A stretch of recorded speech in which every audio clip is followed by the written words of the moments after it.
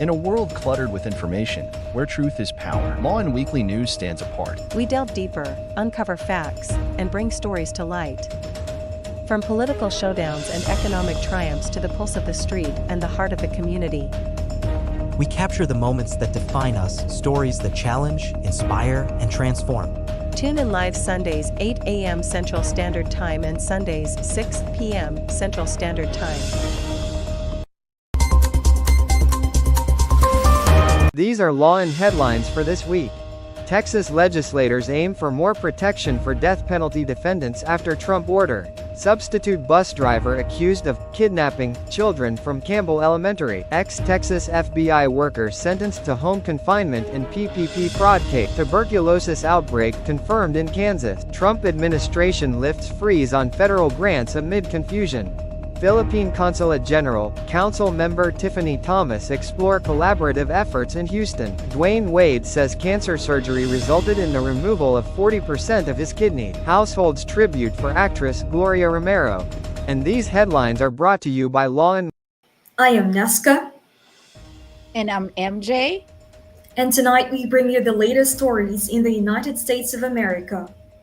Especially in the great state of Texas. So sit back, relax, and let Lawin Weekly News be your guide to the news that matters most.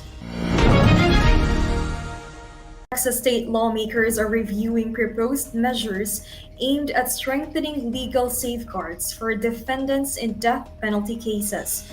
This legislative effort comes in response to a 2020 executive order signed by President Donald Trump titled Restoring the Death Penalty and Protecting Public Safety, which called for increased use of capital punishment and set forth directives for the U.S. Attorney General.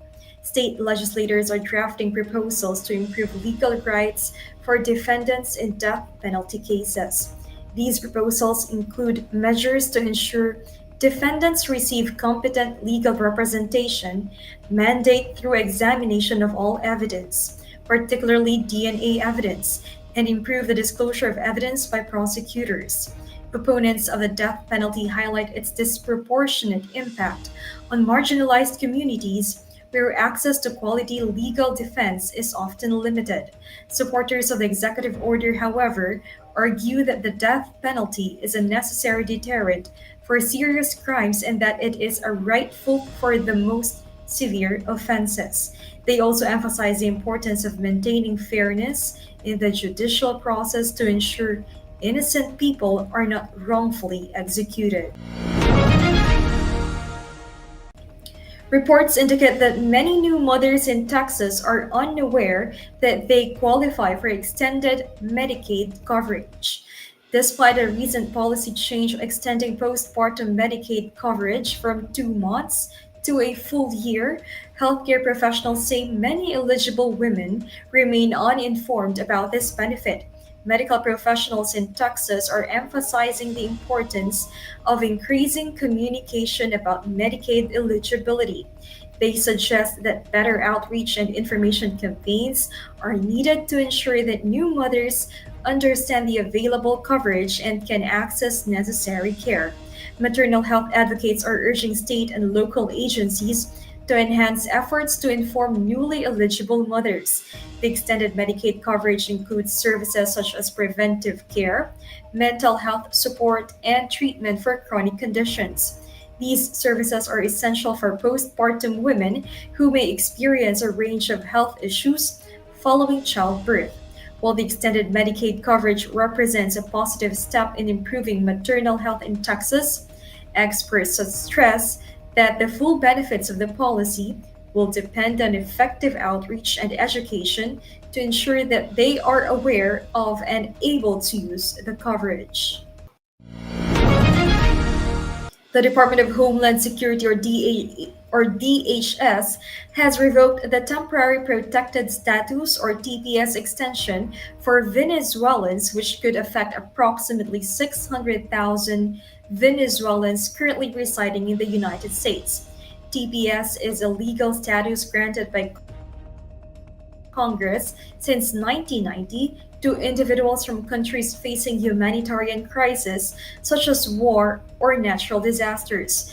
The status provides deportation, protection, and work permits, but does not offer a path to citizenship.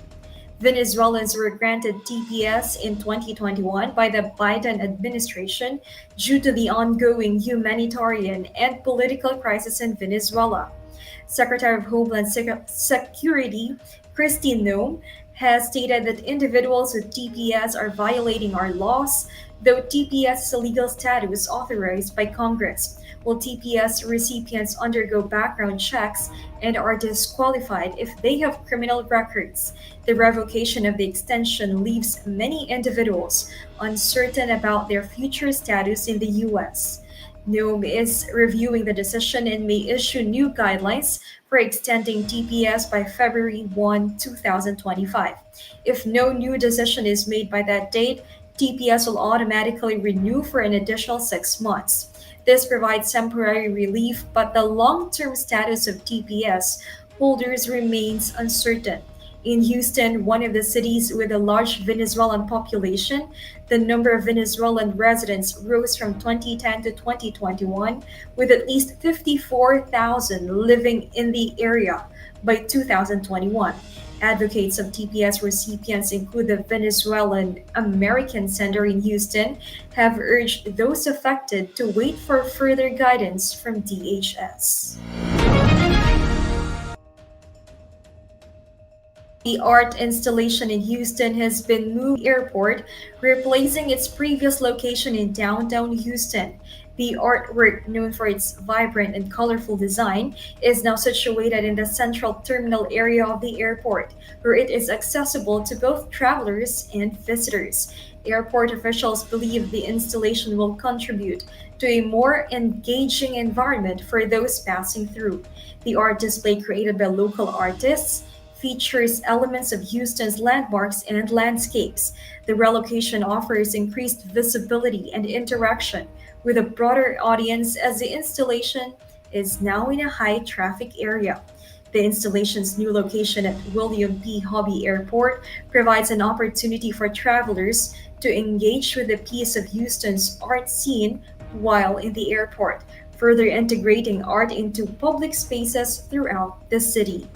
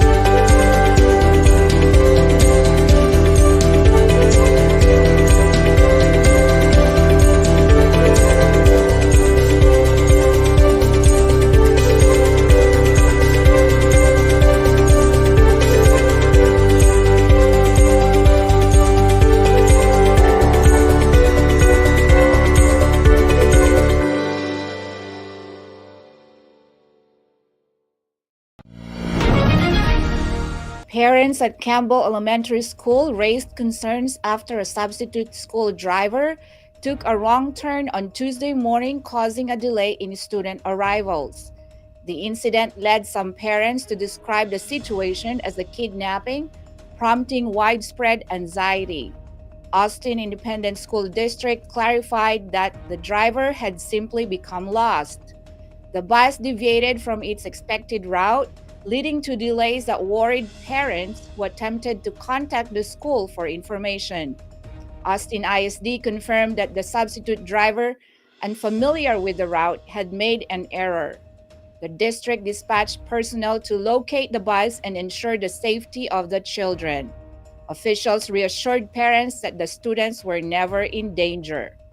Austin ISD has launched an internal investigation to understand the cause of the error and to improve communication protocols for future incidents.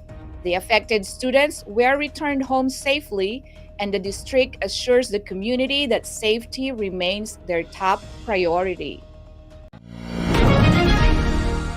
A new photo exhibition in North Texas offers a rare opportunity to explore the life of Princess Diana through the lens of renowned royal photographer Anwar Hussein and his sons. Hosted in a Dallas gallery, the exhibition showcases photographs capturing the late princess's public and private moments, highlighting her grace, compassion, and lasting legacy. The exhibition spans various stages of Princess Diana's life, including her early days in the public eye, her role as a mother, and her charitable work. Highlights include images of engagement and wedding to Prince Charles, candid moments with her sons, Prince William and Prince Harry, and shots of her humanitarian efforts, such as her visits to hospitals and campaigns against landmines. In addition to the known photos, the exhibition offers intimate, lesser seen images that reveal a more personal side of Diana, showing her away from the public gaze. Scheduled to run for several weeks, the exhibition allows visitors to connect with Princess Diana's enduring influence and her impact worldwide, providing a unique chance to appreciate her legacy through the eyes of those who documented her most defining moments.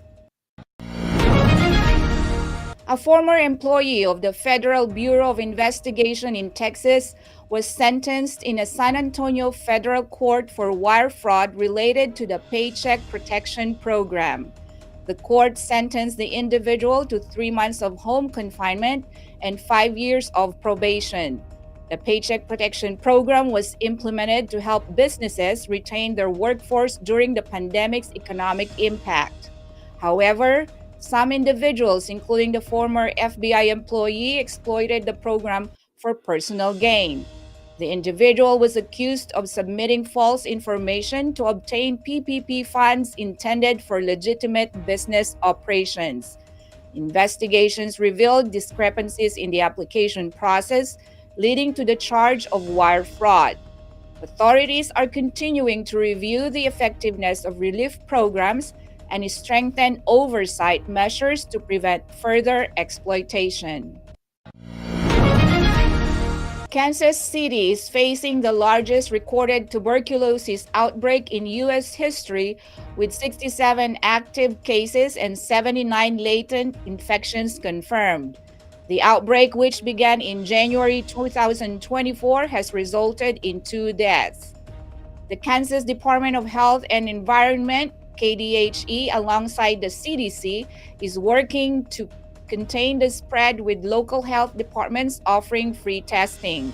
Most cases have been reported in Wyandotte and Johnson counties, and health officials have emphasized the low risk to the general public. The CDC notes a slight national increase in TB cases, but the U.S. maintains one of the lowest TB rates globally. Health officials continue to monitor the situation and encourage individuals to complete TB treatment courses. Public health experts are particularly concerned about higher risk settings such as shelters and prisons, where transmission is more likely. The KDHE is collaborating with federal agencies to manage the outbreak and prevent further cases. In a world filled with fleeting moments, there's beauty waiting to be captured. My name is Christian, and I specialize in immortalizing your most precious memories.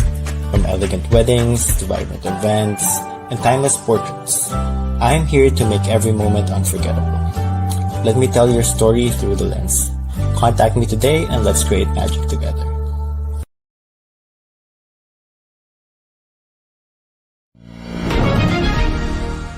The White House confirmed on Wednesday that it has rescinded a memo issued by the Office of Management and Budget or OMB that caused widespread confusion and disruption within federal agencies.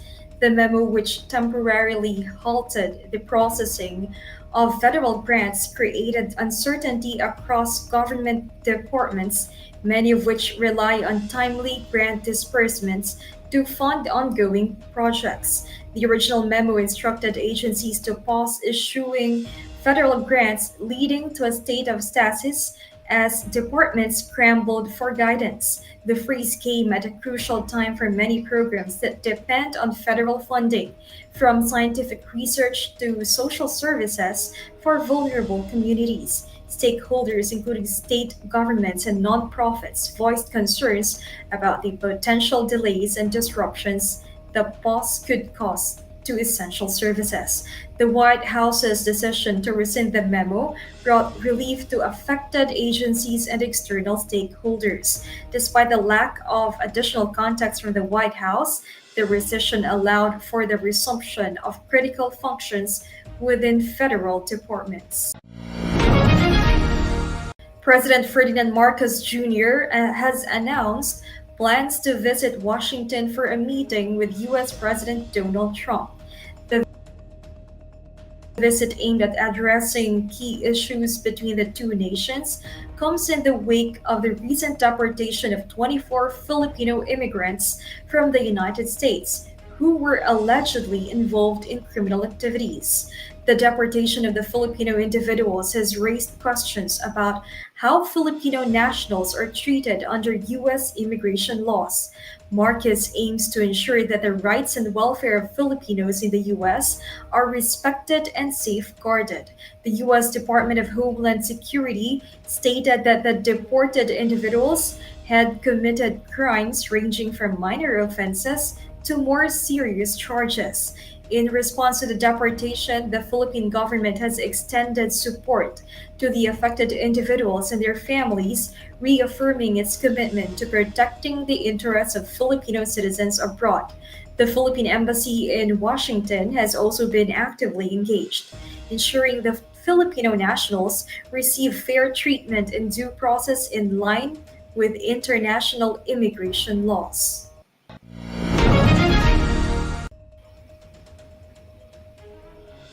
The Spanish government and local municipalities have introduced new regulations aimed at addressing the growing concerns surrounding short-term rental properties, particularly those listed on platforms such as Airbnb. These changes, which have been implemented in cities like Barcelona, Madrid, and Valencia, are designed to balance the needs of the tourism industry with the housing demands of local residents. The new regulations primarily target the short-term rental market, which has seen an increase over the past decade.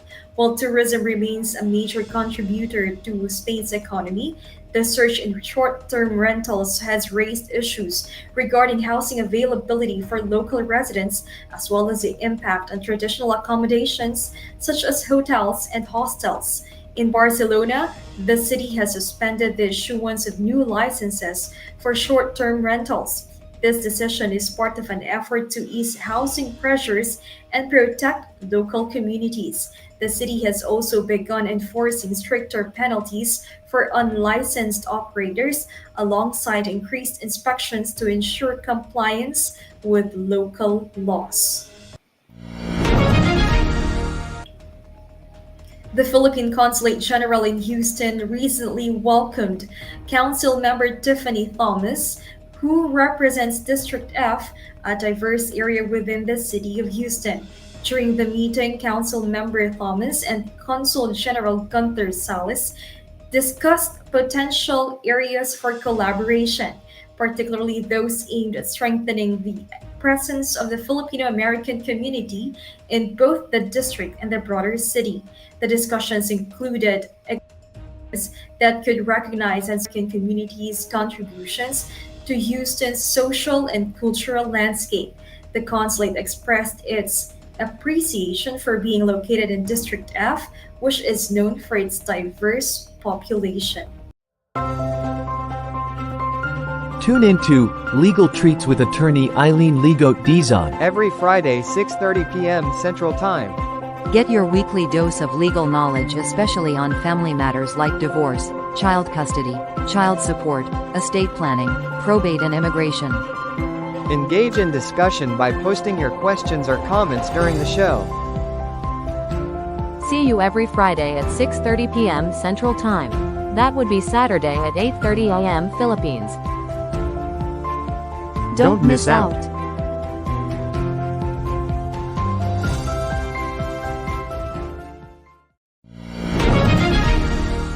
Basketball legend Dwayne Wade, 43, disclosed that a cancer diagnosis led to the removal of 30% of one of his kidneys. Wade shared the news during an episode of his podcast, The Why with Dwayne Wade, revealing how his health journey unfolded. Wade explained that although he had not been regularly visiting doctors after retiring from professional basketball, he began experiencing stomach and urinary issues that prompted him to seek medical attention. Wade's decision to see a doctor was also influenced by his father's battle with prostate cancer, motivating him to take preventive health measures seriously. After undergoing a full body scan, doctors discovered an anomaly on his right kidney. Further tests led to the recommendation of surgery, which took place on December 18, 2023. During the procedure, doctors removed a cancerous tumor with a significant portion of his kidney. Subsequent analysis confirmed the malignancy of the tumor. Wade described the experience as a transformative moment, saying it was the very first time his strength and resilience were visibly tested. He noted that his family saw a more vulnerable side of him during his recovery, describing the time as one of the weakest he had ever felt. Despite the emotional and physical challenges, Wade emphasized the importance of regular checkups, particularly for men. Throughout his career, Wade established himself as one of the basketball's greats, winning 3 NBA championships with the Miami Heat and earning 13 All-Star selections. Filipino boxer Nesty Petesio has confirmed her intention to compete in the upcoming Los Angeles Olympics, reigniting her pursuit of an Olympic gold medal. Petesio's decision comes after her participation in the Paris Olympics, where she initially suggested it could be her last Olympic appearance. However, following her second consecutive miss of the gold medal, her determination has only grown stronger. While Petesio had previously hinted that the Paris Olympics could mark the end of her career, the disappointment of falling short once again has prompted her to reconsider retirement plans. This setback has fueled her desire to continue competing, with her eyes set on the next Olympic Games in Los Angeles. Petesio's decision to continue her Olympic journey is motivated by her ongoing dream of securing an Olympic gold. As one of the Philippines' most accomplished athletes, Petesio is focused on overcoming the challenges that have prevented her from reaching the top of the podium. She has emphasized the feeling of unfinished business, which has driven her to make another Olympic bid. With a track record of international achievements, Petesio plans to focus her efforts on preparing for the Los Angeles Olympics.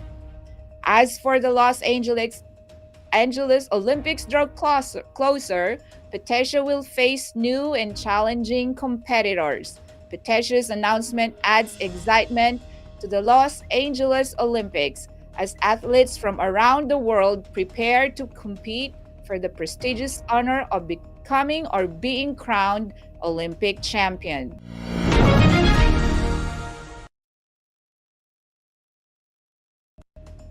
British singer and actress Marianne Faithfull has passed away at the age of 78. Her death was confirmed by a spokesperson on Thursday in London. Faithfull was best known for her hit song As Tears Go By in 1964 after being discovered by Rolling Stones manager Andrew Loog Oldham. Born in Hampstead, London, Faithfull came from an artistic background. Her father was a British Army officer and her mother was a ballerina.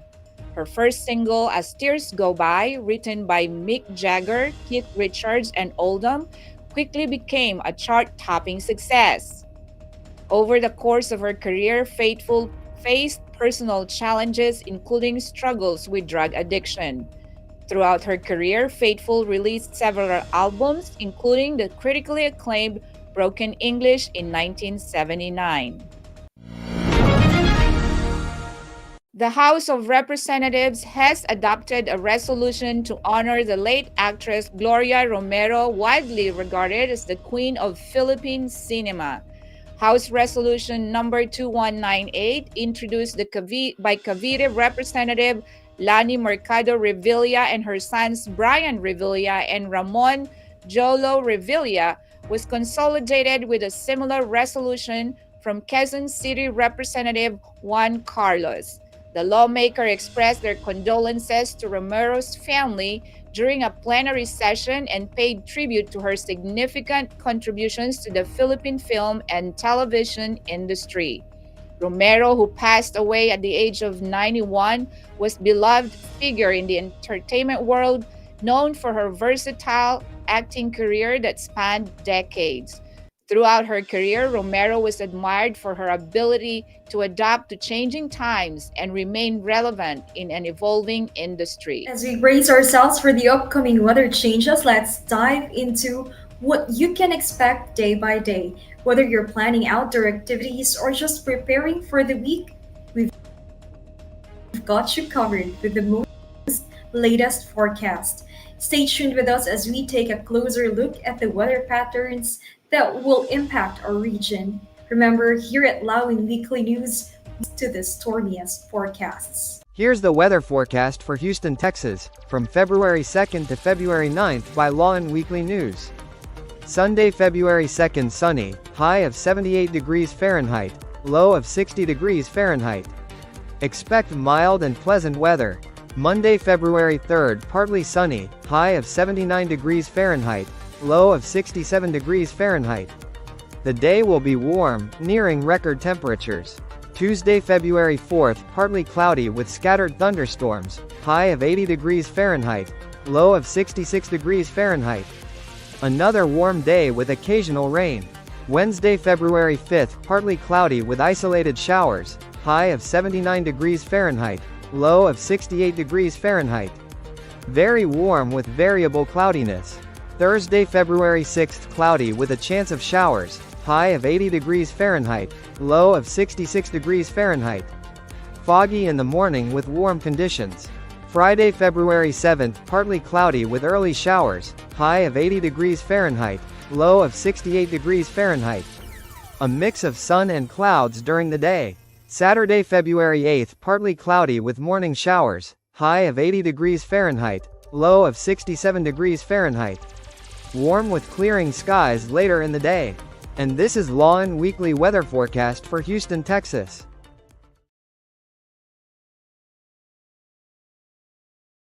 So those were the latest stories in Texas this week. I am Nesca Centina. And I'm MJ Concepcion from Lawin Weekly News. Have a great day. Lawin Weekly News. Tune in live Sundays 8 a.m. Central Standard Time and Sundays 6 p.m. Central Standard Time. Lawin Weekly News.